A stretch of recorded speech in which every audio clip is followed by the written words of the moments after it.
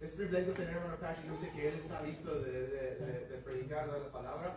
Algo que sí puedo decirle sobre el hermano Patrick es que él es un ganador de almas. Él siempre tiene ese deseo de compartir el evangelio en cualquier lugar donde vamos con él. Él vino a una actividad aquí de jóvenes y estuvimos ahí en un parquecito jugando con los muchachos y yo estaba ahí jugando y corriendo con los muchachillos y ahí estaba Patrick ahí compartiendo el evangelio con los trabajadores de ahí. Y yo dije, wow, ese hombre ya tiene corazón de ganar almas. Y así es, hermanos, él es de Honduras, pero como que mencioné en la escuela dominical, él se va a casar en like one more week, casi más o menos una semana más. Entonces orar por él, ¿verdad? Darles todos sus consejos, ¿ok? Hoy estuvimos tratando, te amo, gracias, perdón, ¿qué te puede ayudar? Right? Those are your 4 keys, right there, sus 4 claves. Pero hermanos, ven, brother, you come, brother, you give us the word, ven. Vamos a dar un bienvenido a él para que se sienta en casa.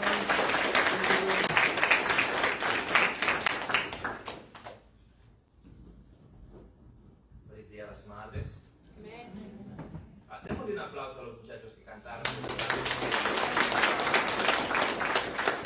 Con tantas distracciones que hay en el mundo, es bueno ver a la juventud sirviendo a Dios y honrando a sus padres. En realidad que es una gran bendición. El pastor ni siquiera me acordaba de lo que estaba diciendo acerca de la actividad, pero eso te dice, hermanos, que las personas alrededor tuyo te están viendo siempre, y hay cosas que tú haces que se te olvidan, que a la gente no se les olvida, ¿verdad? Entonces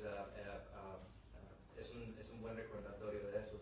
También sí, la semana que viene, el domingo, como a esta hora, voy a estar viajando a Florida para nuestra luna de miel, ¿verdad? Diciendo, por favor, gracias, que te pueda ayudar. Y por favor, oren por nosotros, porque no parece que estoy nervioso, pero no tengo razón en el mundo para que el reflujo gástrico se me haya revuelto, porque nunca se me ha revuelto, ¿verdad? Pero la semana pasada me empezó y le digo a mi mamá, ¿por qué crees que sea? Porque te casaste en 2 semanas. Oh, tienes razón, le digo. Entonces, vamos a estar en el libro de Ruth, y hablando con un amigo varias semanas atrás acerca de la Biblia, le comentaba que hemos estado haciendo un estudio en el Antiguo Testamento, allá en la iglesia de nosotros, con el pastor Alan, muchos de ustedes lo conocen, y estudiar la palabra de Dios, libro tras libro, básicamente viendo la historia completa de la Biblia, me ha hecho aprender a ver que los libros no existen en la Biblia como pequeñas historias que no están conectadas entre sí, sino más bien que son historias que todas ellas juntas forman parte de la historia más grande, que es la historia del universo de nuestro Señor Jesucristo, la historia del mundo como lo conocemos. Para ilustrar esta realidad, esta mañana quiero que meditemos allí en la frase en el libro de los Jueces, una página antes del libro de Ruth, en el libro de los Jueces, capítulo 21, verso 25. Cuando lleguen ahí me dicen amén, porque quiero que lo leamos, quiero que prestemos atención a cómo la historia está conectada. ¿Llegamos ahí? Amén. Entonces, el capítulo 21, verso 25. En estos días no había rey en Israel, cada uno hacía lo que bien le parecía. Amén. Amén. No había rey en Israel y cada uno hacía lo que bien les parecía. Ahora, denle vuelta a una página ahí para enfrente y vamos al capítulo 1 del libro de Ruth. Y miremos la frase con la que Ruth abre.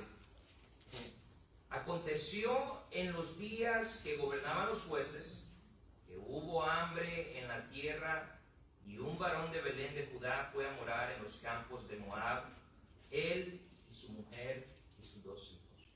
¿Sí ven? No había rey en los días de los jueces, no había rey, cada uno hacía lo que le parecía.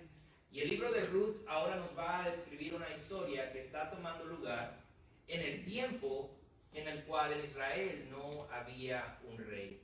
¿Queda claro? Right. Oremos. Padre, gracias, Señor.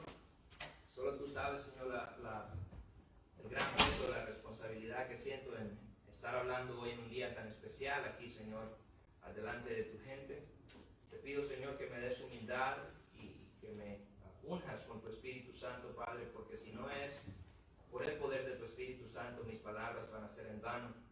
Te pido, Señor, que abras los corazones de tu gente y que nos ayudes a entender, Señor, cómo tú trabajas incluso en medio del sufrimiento. Gracias por tu palabra, gracias por la Biblia y gracias, Señor, por el Espíritu Santo que viene y nos enseña. En el nombre de Cristo, te pedimos, Señor, que nos ayudes a honrar a tu Hijo y que podamos verle a Él como nuestro único Salvador y como el centro de tu historia, como la persona más importante, Señor, del universo que debería ser para nosotros, tu Hijo amado Jesucristo, el que tú amaste, el que tú escogiste para que fuese nuestro Salvador y nuestro Redentor. En su nombre oramos. Amén. Siendo hoy el Día de las Madres, no puedo dejar pasar la oportunidad de honrar en algún modo el ministerio de las madres, el ministerio tan precioso que se les ha sido encomendado de parte de Dios a ustedes. El pastor mencionaba que sí, nosotros tenemos ministerios diferentes y es cierto. En los últimos meses he estado teniendo la oportunidad de trabajar con personas hispanas, he tenido la oportunidad de interpretar para familias que tienen niños con necesidades especiales, los cuales sus padres no pueden hablar inglés y a mí me toca siempre ir a interpretar para las terapias o para las evaluaciones de los niños y estas cosas. Yo pienso que en preparación para este mensaje Dios me permitió ver en estos últimos meses y en específico en estas últimas 2 semanas cómo las madres son de paciente y cómo ellas tienen la habilidad de sufrir por largos periodos de tiempo meramente por amor, como diríamos en el pueblo, meramente, simplemente por amor. Y es hermoso en realidad, aunque no es hermoso ver a niños que de repente no pueden levantarse del suelo por una condición que tienen en su cuerpo, o en su cabecita, o en su espalda, pero es hermoso ver cómo las madres de ellos toman todo el tiempo del mundo y tratan a su hijo con todo el amor del mundo, porque en verdad la mujer tiene algo en ella de que ciertamente los hombres estamos construidos en una manera diferente, que de repente no somos tan dados a expresar el amor como ustedes lo hacen. Quiero que examinemos el libro de Ruth pensando en el ministerio de las madres y en el sufrimiento de las madres. El libro de Ruth es una historia que se desarrolla, como dije en el principio, simultánea al libro de los jueces, y la historia relata que después de una serie de desgracias que vienen a la vida de una madre, Noemí, que por cierto ella es sacada de la tierra de Israel por necesidad y llevada a una tierra pagana, ella termina perdiendo a su esposo. No solamente su esposo la saca de su país, de su tierra, ella pierde a su esposo, sus hijos terminan casándose con esposas paganas, y ustedes si han tenido que experimentar eso en sus familias, ustedes saben el sufrimiento que eso causa a una madre. Y al final, sus hijos mueren. Entonces, Ruth era una moabita, la cual tenía costumbres completamente diferentes a las que Naomi, la madre de la que estamos hablando. Pero Ruth termina en algún momento creyendo en el Dios de Noemí y termina yéndose de regreso a Israel y siendo adoptada por Noemí, su suegra. No solamente termina siendo adoptada por Noemí, su suegra, ella termina siendo adoptada por el Dios de Noemí, el Dios y Padre de nuestro Señor Jesucristo. Y al final Ruth termina casada con un hombre adinerado en la tierra de Israel, Boaz, que era el familiar más cercano del esposo de Noemí, quien ahora tenía que tomar la responsabilidad de esta familia, porque esa era una de las prácticas en Israel, las tradiciones, que por ejemplo, si yo moría, yo tenía un hermano que pudiera tener cuidado de mi esposa y de mi familia, o de mis hermanos y todo eso, menores. Él, para honrarme a mí, iba a tener que redimir a mi familia y darle los que ellos necesitaban. Entonces, Ruth se viene de Moab con Noemí, su suegra, y termina casada con este hombre con quien se llama Boaz, ¿A quién le da un hijo cuyo nombre es Obed? Yo sé que es bien larga introducción, hermanos, pero es necesario que entendamos porque Obed va a ser pieza fundamental en nuestro entendimiento al final de la historia. Entonces, el título del mensaje esta mañana es bien simple: nuestras pequeñas historias en la gran historia del Rey. Nuestras pequeñas historias en la gran historia del Rey. Si nos ponemos por un segundo los zapatos de Noemí, una madre que perdió a su esposo y a sus 2 hijos, nos damos cuenta que nosotros, al igual que ella, vivimos el día a día sin saber lo que puede pasar mañana. No solo eso, el hermano acaba de mencionar hace poco que el Señor nos ha cuidado de tantas cosas durante la semana que nosotros ni nos hemos dado cuenta. ¿Cuánto más nosotros no tenemos conocimiento del día de mañana? 3 desgracias vinieron a la vida de Noemí. Y el libro de Ruth nos enseña que la gran historia del Rey se está desarrollando en la vida de los seres humanos como usted y como yo, sin que nosotros tengamos una idea de lo que Dios está haciendo en su historia y en nuestra historia. Entonces, 3 desgracias en la vida de Noemí que pasan, que muchas de ustedes madres han experimentado, me imagino, no soy ignorante de eso. Y quiero que las examinemos las 3, porque quiero que veamos cómo Dios toma el sufrimiento de una madre y no solamente Él recibe toda la gloria del resultado del sufrimiento de esta madre, sino que Él recibe toda la gloria porque su gente es beneficiada a través del sufrimiento de una madre que parecía no tener razón ni significado. La primera desgracia que pasa en el libro de Ruth con Noemí, es que Elimelech, el esposo de Noemí, la madre cuyo sufrimiento estamos estudiando esta mañana, decide irse de la tierra que Dios dio a los israelitas para habitar en la tierra pagana de Moab. La primera desgracia es que el esposo toma a Noemí y se la lleva lejos de la tierra de su Dios, el Señor Jehová. Miremos en el versículo 1 y en el versículo 2. Aconteció en el capítulo 1, aconteció en los días que gobernaban los jueces, que hubo hambre en la tierra y un varón de Belén de Judá fue a morar en los campos de Moab, él y su mujer y sus 2 hijos. El nombre de ellos, el nombre de aquel varón era Elimelech y el de su mujer Noemí. Los nombres de sus hijos eran Malón y Kelión, efrateos de Belén de Judá. Llegaron pues a los campos de Moab y se quedaron ahí. Básicamente lo que está pasando es lo siguiente, hermanos.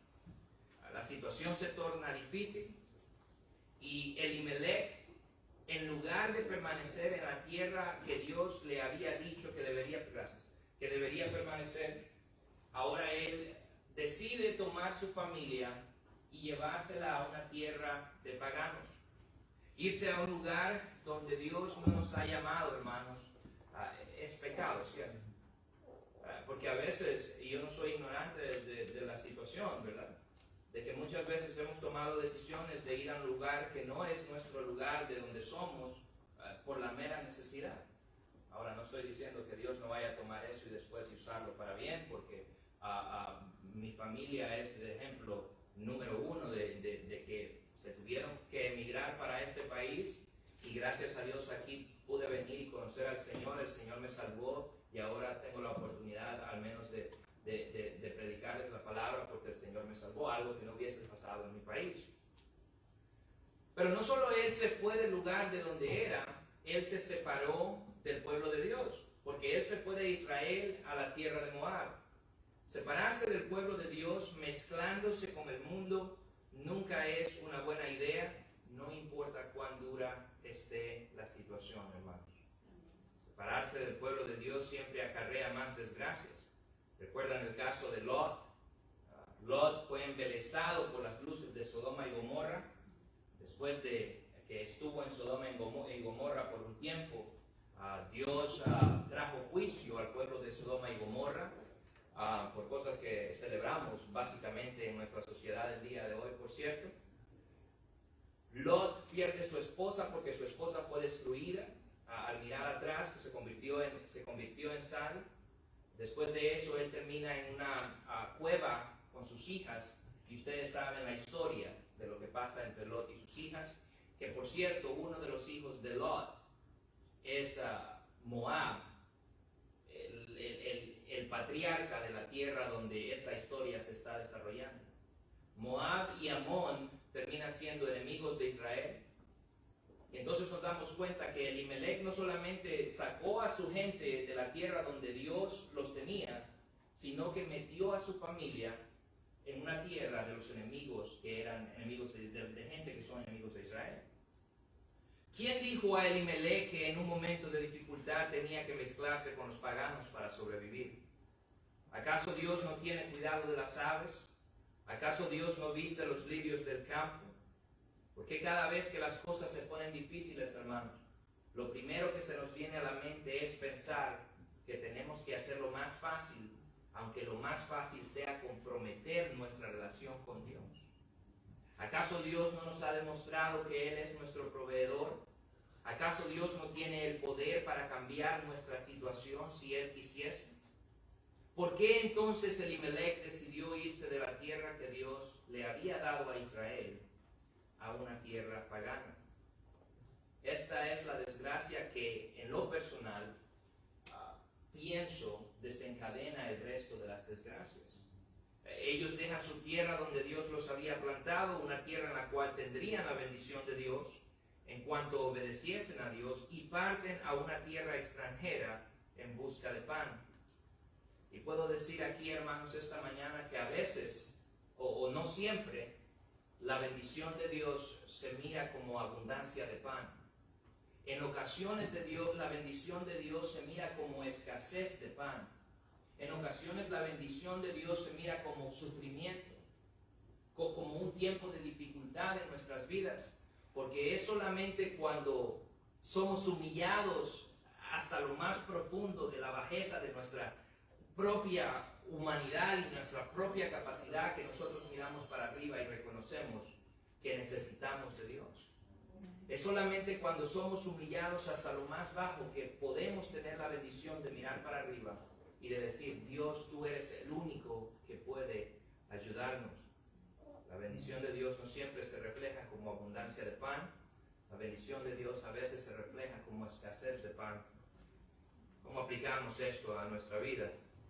Si un día las cosas se ponen difíciles, hermanos, oremos que ninguno de nosotros va a terminar dejando todo lo que Dios ya nos ha dado para ir en pos de lo que el mundo tenga que ofrecer, así sea mucho más de lo que Dios materialmente nos pueda dar, o así sea mucho más fácil de conseguir a la manera del mundo. Oremos, hermanos, que el que alimenta los animales silvestres es nuestro Padre. El que habló el universo en existencia, que dijo sea la luz y la luz fue, es nuestro Padre que nos ha recibido en su familia, adoptándonos en el Señor Jesucristo. Miren el verso 6 conmigo. Entonces se levantó, esta es Ruth con sus nueras, y regresó de los campos de Moab, porque oyó en el campo de Moab que Jehová había visitado su pueblo para darles pan. Entonces, lo obvio, lo evidente ahí es que Elimelech tomó toda su familia para ir a buscar pan cuando las cosas estaban difíciles en Israel. Pero después de un tiempo, después de que ellos ya estaban en Moab, sufriendo este montón de desgracias, Dios visita a Israel, y entonces te das cuenta, si yo hubiese sido un poco más paciente, yo no hubiese tenido que irme a la tierra de Moab, y Dios hubiese visitado en Israel de todas maneras, y Él hubiese proveído lo que necesitábamos. Porque, hermanos, Dios no trabaja a nuestro tiempo, Él trabaja al tiempo de Él. Entonces, la primera desgracia en la vida de Noemí es que su esposo la sacó de su tierra y la involucró, la llevó a vivir en una tierra de gente pagana. La segunda desgracia es que los hijos de Noemí toman mujeres paganas como sus esposas. Elimelech toma a toda su familia a una tierra extranjera, algo que Dios le había prohibido, Y ahora vamos a ver que sus hijos hacen lo que Dios le había prohibido siempre a su gente, que es casarse con personas que no son de su pueblo. Y el principio aquí es, hermanos, de que si como padres hacemos lo que es incorrecto delante de Dios y esperamos que nuestros hijos se comporten de la manera correcta, estamos equivocados.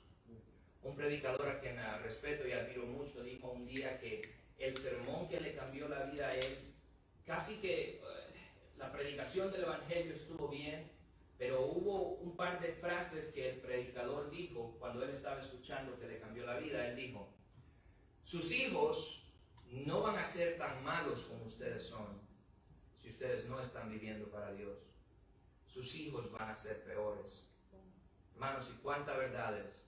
Y me ha tocado verlo personalmente, de saber y ver cómo padres se comportan de cierta manera y la siguiente generación es completamente peor y más arruinada que sus padres. Porque ellos dicen, bueno, si mi papá lo hace, yo puedo hacerlo. Pero nosotros como pecadores siempre queremos elevar, ¿verdad?, el nivel de pecado, y siempre queremos hacer un poquito más. Si mi papá hacía esto, yo voy a hacer esto y un poquito más. Lo podemos ver en la historia de Caín. Caín mata a su hermano Abel, y después en sus generaciones alguien nace que se llama Lamec, y Lamec no solamente mata a un hombre, él mata a 2 hombres, agarra a 2 esposas y dice: si Caín fue vengado 7 veces, 70 y tantas veces yo voy a ser vengado.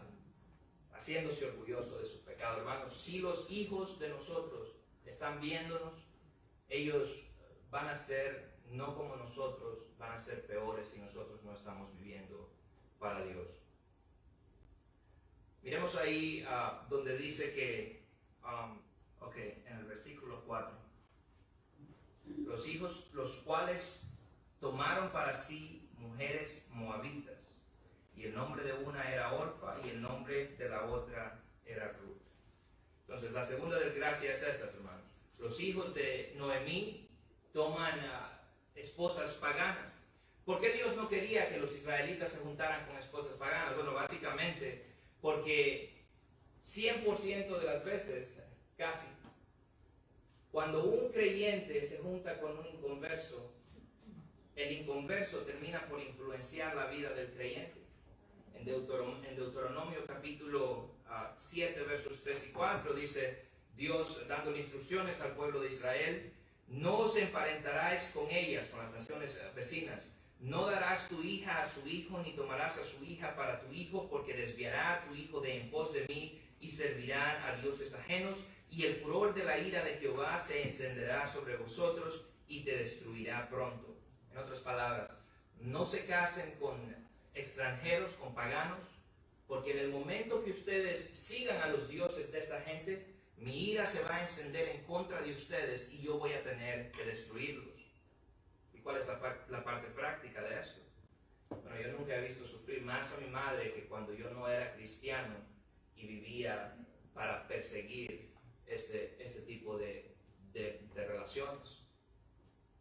Y si ustedes son madres de una persona que ahora mismo está saliendo con una persona que es inconversa, yo les aseguro que esa es su más grande preocupación, porque ustedes dicen: ok, mi hijo ni siquiera estoy seguro de si es cristiano o no, y ahora no solo eso, ahora él quiere salir con una persona o con un hombre, con una mujer que no es cristiana.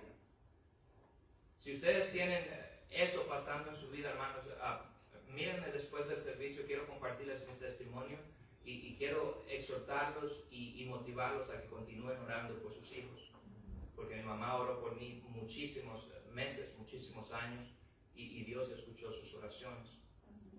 Y ustedes pueden decir: pero eso no aplica a mí porque yo ya estoy casado ¿verdad?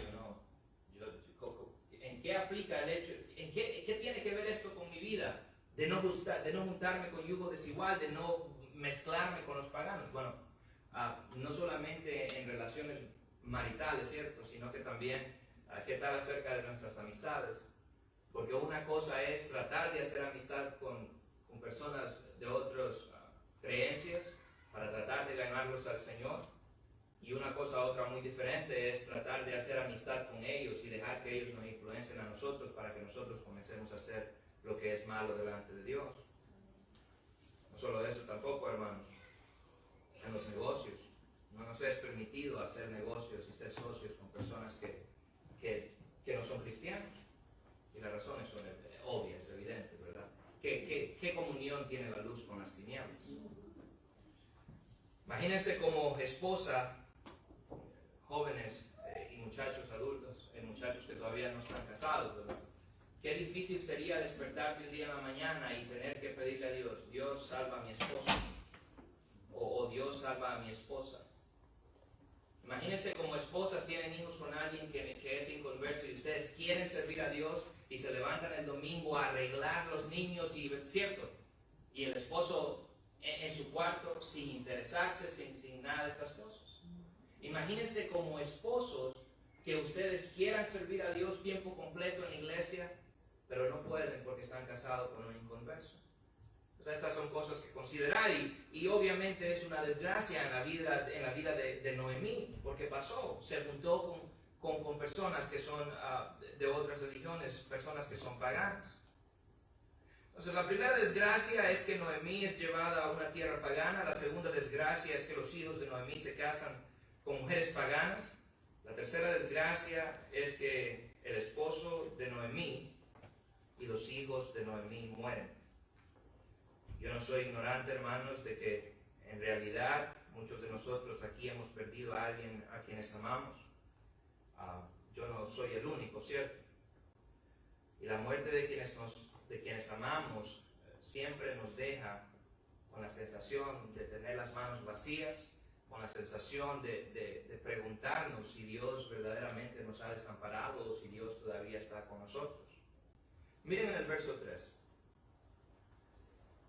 Y murió Elimelech, marido de Noemí, y quedó ella con sus 2 hijos, los cuales tomaron para sí mujeres moabitas. El nombre de una era Orfa y el nombre de la otra era Ruth. Y habitaron allí unos 10 años, y murieron también los 2, Malón y Kelión, quedando así la mujer desamparada de sus 2 hijos y de sus maridos. Vean el verso 20 y 21 conmigo, por favor. Esto es como Noemí se sentía. Y ella le respondía a la gente de Israel cuando ella regresó a Israel: no me llaméis Noemí, sino llamadme Mara, porque yo me fui llena, pero Jehová me ha vuelto con las manos vacías. ¿Por qué me llamaréis Noemí? Ya que Jehová ha dado testimonio contra mí, y Él Todopoderoso me ha afligido. Oh madres, benditas sean todas ustedes. Muchas veces los hombres no nos damos cuenta que para ustedes lo más importante es su familia. Y ustedes saben identificar mejor que nosotros que no es el pan que nosotros comemos muchas veces, sino que es el hecho de que estamos comiendo pan con las personas que amamos. Ustedes identifican eso mejor que nosotros los hombres. Noemí dice: no tenía pan, pero lo tenía todo. Ahora tengo pan, pero tengo las manos vacías porque mi familia ya no está. Hagamos conciencias, hermanos, lo más valioso que tenemos en nuestras pequeñas vidas, aparte de nuestro Dios, son nuestras pequeñas familias. Y cuando perdemos a quienes amamos es cuando nos damos cuenta cuán importantes ellos eran. Hablando con aquella, mi prometida, le decía el otro día que la Biblia se vuelve real cuando nosotros entendemos que las personas de las cuales estamos leyendo son personas reales. Porque muchas veces de nosotros decimos: pero ¿esto cómo aplica a nosotros? Bueno, vas a entender cómo la muerte de un esposo o de un hijo o de un ser que amas aplica en tu vida cuando tengas que llegar a tu casa y en lugar de preparar comida para 4, tengas que preparar comida para 3. O cuando tengas que acostarte en tu cama y no sentir a alguien que solía estar ahí. O cuando sientas que escuchas la voz de alguien en tu casa, pero caigas a la razón y te des cuenta: esta persona ya no está. Y solo es mi imaginación jugando a que lo estoy o la estoy escuchando. La desgracia de la muerte te deja una sensación de amargura en el corazón y de manos vacías. Pero de nuevo, hermanos, el título de la lección de esta tarde, de esta mañana es: nuestras pequeñas historias en la gran historia del Rey. Yo sé que lo único que nos separa ahorita del almuerzo soy yo, así que voy a tratar de apurarme en la conclusión, ¿ok? Si nosotros no entendemos cómo Dios trabaja, lo siguiente pasa. Nos preguntamos si Dios siquiera sabe lo que está haciendo, cómo está manejando su universo. Y nos preguntamos si Dios siquiera entiende nuestro dolor. Y la respuesta a estas dos preguntas, hermanos, es sí, Él sabe lo que está haciendo y sí, Él entiende nuestro dolor. Y déjenme ilustrarlo. La mala decisión de un hombre trae la desgracia a su familia. Este es Elimelech y Noemí. Pero en la desgracia de ellos, Dios llama a Ruth a venir a su tierra, a Israel. Y Ruth, la moabita, termina casándose con un hombre que se llama Boaz, un adinerado pariente cercano de Noemí, con quien Ruth tiene un hijo que se llama Obed. Miremos en el capítulo 4, del versículo 13 al 17. Me avisan cuando lleguen. Amén.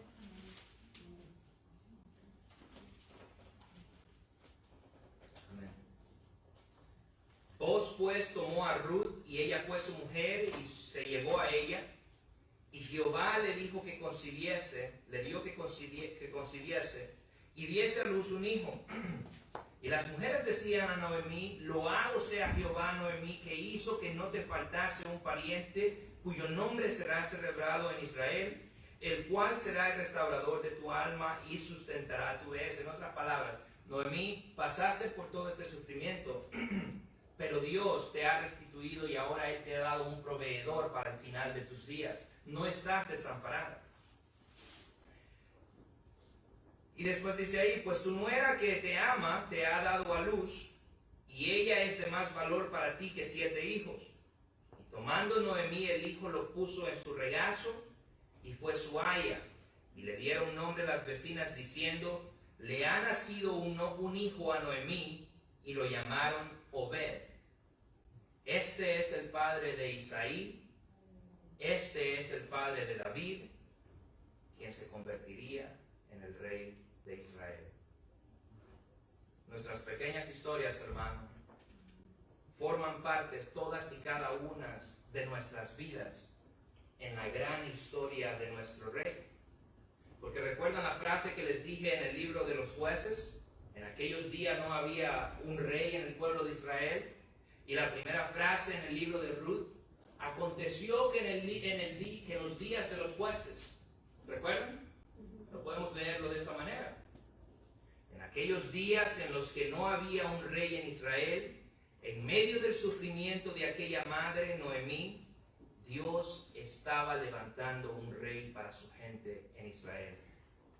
Dios sabía lo que estaba haciendo en medio del sufrimiento de esa madre, y Dios sabe lo que está haciendo en medio del sufrimiento de todos y cada uno de nosotros en esta mañana.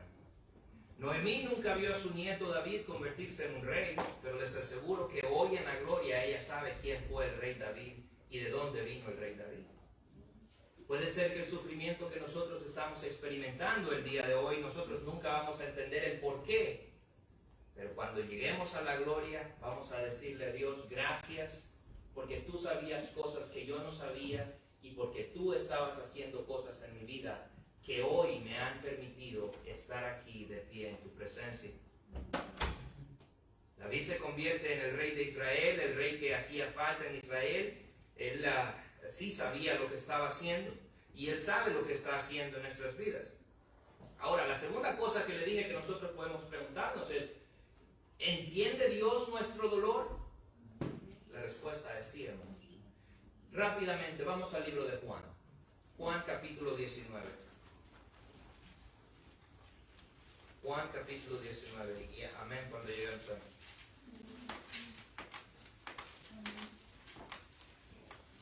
Veamos ahí en el verso 17.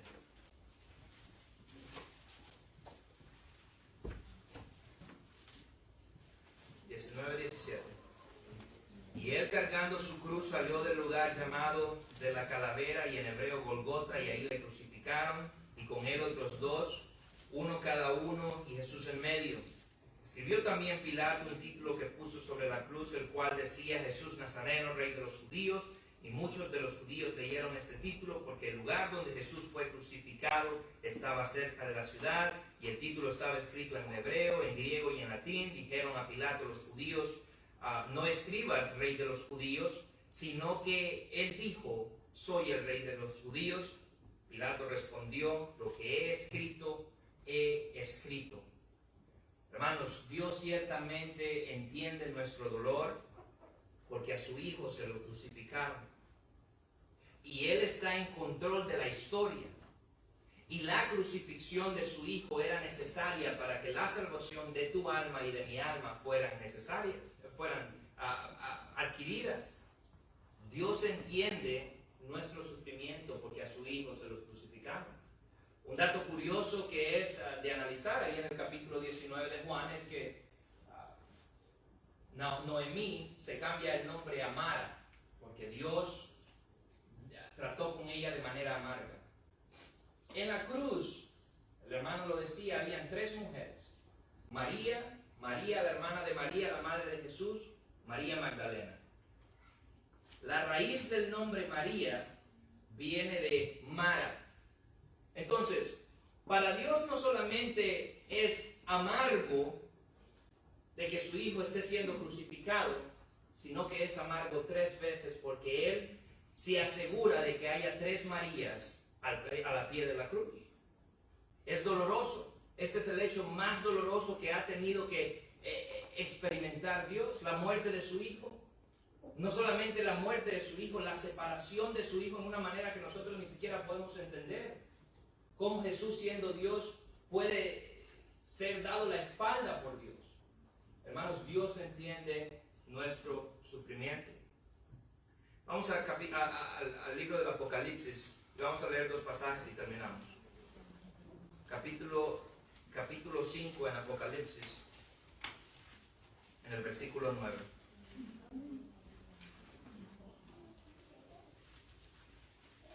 Esto está hablando aquí de la gente de Dios habitando en la presencia de Cristo cuando la tierra ya ha terminado. Capítulo 5, versículo 9. Y cantaban un nuevo cántico diciendo: digno eres de tomar el libro y de abrir sus sellos, porque tú fuiste inmolado y con tu sangre nos has redimido para Dios de todo linaje y lengua y pueblo y nación. Ahí estamos nosotros los creyentes en ese versículo, hermano. Todos los creyentes, los que estamos en Cristo, que hemos nacido de nuevo, estamos en este versículo. Entonces, terminamos de esta manera. En el sufrimiento de Noemí, la madre de Malón y Kelión, en esa situación en la que Dios llama a Ruth, Dios estaba preparando un rey para Israel. Y en el sufrimiento de la Virgen María, al ver a su Hijo crucificado en la cruz, Dios estaba preparando un rey para todo el mundo, que va a reinar por los siglos de los siglos, hasta la eternidad. Amén. Oremos.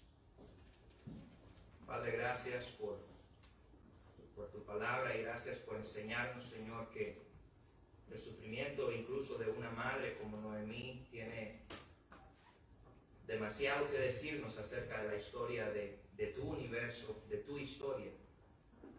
Tú la escogiste a ella, escogiste a Ruth, al rey David, para estar en el linaje de Jesucristo. Y hoy incluso leemos en los evangelios, Padre, de que tú tenías un plan a través del sufrimiento de ellos. No solamente eso, Señor, nos damos cuenta de que en el sufrimiento de tu Hijo, en el sufrimiento de la Virgen María, en tu propio sufrimiento al ver a tu Hijo siendo inmolado por humanos transgresores y pecadores, Señor, en la cruz, tú estabas preparando un rey que va a reinar con nosotros, Señor, con quien vamos a reinar junto con Él por toda la eternidad. Padre, ayúdanos a ver la importancia del Evangelio y de saber que la razón por la que Cristo murió en la cruz es porque nosotros hemos violado tu ley, porque el pecado es una violación de tu ley. Si hemos mentido, si hemos robado, si hemos cometido adulterio, si hemos envidiado, si hemos deshonrado a nuestros padres y a nuestras madres, Señor, y yo sé de que todos nosotros en algún momento hemos deshonrado a nuestros padres y nuestras madres. Padre, si hemos codiciado lo que el vecino tiene, la mujer del prójimo. Porque la cuestión con el pecado, Señor, no es las cosas que hacemos, sino las cosas dentro de nuestro corazón que nos delata y nos dice que somos pecadores. Si hemos usado tu nombre en vano, Dios Todopoderoso, esa es la razón por la que Cristo murió. Porque nosotros violamos tu ley y porque alguien tenía que pagar, Señor. Y Cristo voluntariamente vino a la tierra, vivió la vida perfecta que nosotros no podíamos haber vivido y murió la muerte que todos y cada uno de nosotros en esta habitación, desde los más pequeños hasta el más adulto, mereces. Es por eso que Cristo vino y te pido, Señor, que nos permitas ver que sí, que la historia es completamente acerca de ti y de tu Hijo, y que nos ayudes a ver cómo el sufrimiento, Padre, incluso tiene significado en tu historia. Ayúdanos a ver la necesidad del Evangelio, ayúdanos a ver nuestra pecaminosidad y ayúdanos a saber que no es reconocer que somos pecadores para que alguien nos vea, sino reconocer que somos pecadores, Señor, delante de ti, para que vengamos a ti, creamos en Cristo y podamos ser perdonados para adquirir la vida eterna. Gracias, Señor, por tu palabra. En el nombre de Cristo. Amén.